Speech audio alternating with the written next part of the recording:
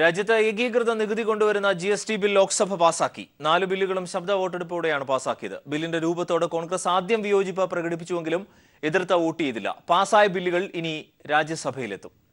കേന്ദ്ര ചരക്ക് സേവന നികുതി ബിൽ, സംയോജിത ചരക്ക് സേവന നികുതി ബിൽ, സംസ്ഥാനങ്ങൾക്ക് നഷ്ടപരിഹാരം ഉറപ്പു നൽകുന്നതിനുള്ള ബിൽ, കേന്ദ്രഭരണ പ്രദേശത്തെ GST ബിൽ എന്നിങ്ങനെ 4 ബില്ലുകൾ സംയുക്തമായാണ് ലോക്സഭ പാസാക്കിയത്. 9 മണിക്കൂറിലേറെ ലോക്സഭയിലെ ചർച്ച നീണ്ടു. സംസ്ഥാന ധനമന്ത്രിമാർ ഉൾപ്പെട്ട GST കൗൺസിൽ 12 തവണ യോഗം ചേർന്നെന്നും സമവായത്തിനു ശേഷമാണ് ബിൽ പാർലമെന്റിൽ കൊണ്ടുവന്നതെന്നും ധനമന്ത്രി അരുൺ ജെയ്റ്റ്ലി ആമുഖമായി അറിയിച്ചു. നികുതി മേഖലയിൽ വിപ്ലവകരമായ മാറ്റങ്ങൾക്ക് GST തുടക്കമിടും. ഒരു യഥാർത്ഥ ഫെഡറൽ സംവിധാനമായി പ്രവർത്തിക്കാൻ GSTക്ക് കഴിയുമെന്നും ജെയ്റ്റ്ലി അവകാശപ്പെട്ടു. GST വൈകിയത് BJPയുടെ രാഷ്ട്രീയ നിലപാട് കാരണമെന്ന് കോൺഗ്രസ് കുറ്റപ്പെടുത്തി. പക്ഷേ വോട്ടെടുപ്പിൽ അനുകൂലിച്ച് വോട്ട് ചെയ്തു. ലോക്സഭ പാസാക്കിയ ബിൽ ഇനി രാജ്യസഭയിലെത്തും. GST പാസ്സാകുന്നതോടുകൂടി രാജ്യത്തുടനീളം ഒറ്റ നികുതി നിലവിൽ വരും. 17 വർഷം മുമ്പ് രൂപപ്പെടുത്തിയ പദ്ധതിയാണ് ഇപ്പോൾ GST ബില്ലായി പ്രാബല്യത്തിലാകുന്നത്. അതേസമയം രാജ്യസഭ ഇന്ന് മണിബില്ലായി എത്തിയ ആധാർ ബിൽ പ്രതിപക്ഷ ഭേദഗതികളോടെ പാസാക്കി. News bureau, Delhi. AK ശശീന്ദ്രനെതിരായ ഫോൺ വിളി ആരോപണം റിട്ടയർഡ് ജഡ്ജ് PS മുൻ മന്ത്രി AK ഫോൺ സംഭാഷണത്തിലെ ഗൂഢാലോചന, നിയമലംഘനം, ദുരുപയോഗം, കൃത്രിമം കാണിച്ചിട്ടുണ്ടോ എന്നിവ സമഗ്രമായ കമ്മീഷൻ പരിശോധിക്കും. 3 മാസത്തിനകം കമ്മീഷൻ റിപ്പോർട്ട് സമർപ്പിക്കണം. മന്ത്രിസഭാ യോഗത്തിന്റേതാണ് തീരുമാനം.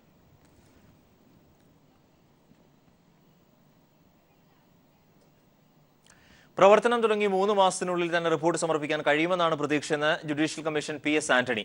നടപടിക്രമങ്ങളുടെ ഭാഗമായി AK ശശീന്ദ്രൻ വിഷയവുമായി ബന്ധപ്പെട്ട സാക്ഷികളെ വിളിച്ചു വരുത്തുകയും രേഖകൾ പരിശോധിക്കുകയും ചെയ്യും. അന്വേഷണത്തിന് സൈബർ വിദഗ്ധരുടെ സഹായം തേടുമെന്നും PS ആന്റണി അറിയിച്ചു. നഴ്സിംഗ് റിക്രൂട്ട്മെന്റ് കേസിലെ മുഖ്യപ്രതി ഉദുപ്പ് വർഗീസിനെ ജുഡീഷ്യൽ കസ്റ്റഡിയിൽ വിട്ടു. ഇന്ന് രാവിലെയാണ് നെടുമ്പാശ്ശേരി വിമാനത്താവളത്തിൽ CBI ഉദുപ്പിനെ അറസ്റ്റ് ചെയ്തത്. കുവൈത്ത് ആരോഗ്യ മന്ത്രാലയത്തിന് കീഴിലെ ആശുപത്രികളിലേക്ക് നഴ്സുമാരെ റിക്രൂട്ട്മെന്റ് ചെയ്യുന്നതിന് രേഖകളിൽ കൃത്രിമം കാട്ടുകയും 300 കോടിയിലധികം രൂപ തട്ടിയെടുക്കുകയും ചെയ്തതുമായി ബന്ധപ്പെട്ട കേസിലാണ് അറസ്റ്റ്. തട്ടിപ്പിലൂടെ സമ്പാദിച്ച പണം ഹവാലയായി വിദേശത്തേക്ക് കടത്തിയതിനും ഇയാൾക്കെതിരെ കേസുണ്ട്. ഇയാളെ പിടികൂടാൻ CBI ഇന്റർപോളിന്റെ സഹായം തേടിയിരുന്നു. ആഭ്യന്തര സെക്രട്ടറി നളിനി നെറ്റോയെ പുതിയ ചീഫ് സെക്രട്ടറിയായി നിയമിക്കാൻ മന്ത്രിസഭായോഗം തീരുമാനിച്ചു. SM വിജയാനന്ദ് ഈ മാസം വിരമിക്കുന്ന സാഹചര്യത്തിലാണ് നളിനി നെറ്റോയുടെ നിയമനം.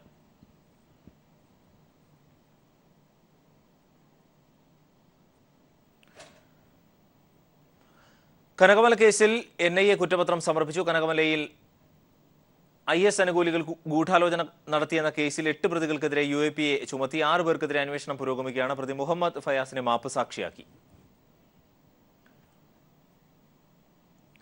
ജീൻസും ടീഷർട്ടും ധരിച്ചവർക്ക് കോടതിയിൽ വിലക്ക്. ബോംബെ ഹൈക്കോടതി ചീഫ് ജസ്റ്റിസാണ് വിലക്ക് ഏർപ്പെടുത്തിയത്. ജീൻസ് മാന്യമായ വസ്ത്രമല്ലെന്ന് ചൂണ്ടിക്കാട്ടിയാണ് ചീഫ് ജസ്റ്റിസിന്റെ നടപടി. ജീൻസ് ധരിച്ചെത്തിയ വനിതാ മാധ്യമ പ്രവർത്തകരെയാണ് കോടതി വിലക്കിയത്. സംഭവത്തിൽ പ്രതിഷേധിച്ച മാധ്യമപ്രവർത്തകർ കോടതിയിൽ നിന്ന് വാക്കൌട്ട് നടത്തി.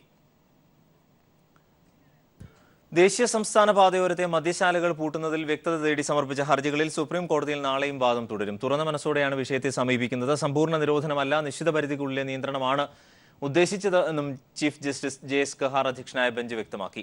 എല്ലാ സംസ്ഥാനങ്ങളുടെയും പഞ്ചായത്തുകളുടെയും അഭിപ്രായം കേട്ട് മാത്രമേ അന്തിമ തീരുമാനം എടുക്കാവൂ എന്ന് സംസ്ഥാന സർക്കാരുകളും ബാർ ഉടമകളും കോടതിയോട് ആവശ്യപ്പെട്ടു. സ്ഥലപരിമിതിയുള്ള കേരളത്തിലെ ഔട്ട്ലെറ്റുകൾ മാറ്റി സ്ഥാപിക്കുന്നത് പ്രായോഗികമല്ലെന്ന് ബെവറേജസ് കോർപ്പറേഷൻ അറിയിച്ചു. രാജ്യത്ത് BS3 ശ്രേണി വാഹനങ്ങൾ വിൽക്കുന്നത് സുപ്രീം കോടതി നിരോധിച്ചു. ഏപ്രിൽ 1 മുതൽ നിരോധനം നടപ്പിൽ വരും. ഭാരത് സ്റ്റേജ് 4 മുതലുള്ള വാഹനങ്ങൾ മാത്രമേ വിൽക്കാൻ പാടുള്ളൂ എന്ന് സുപ്രീം കോടതി വ്യക്തമാക്കി.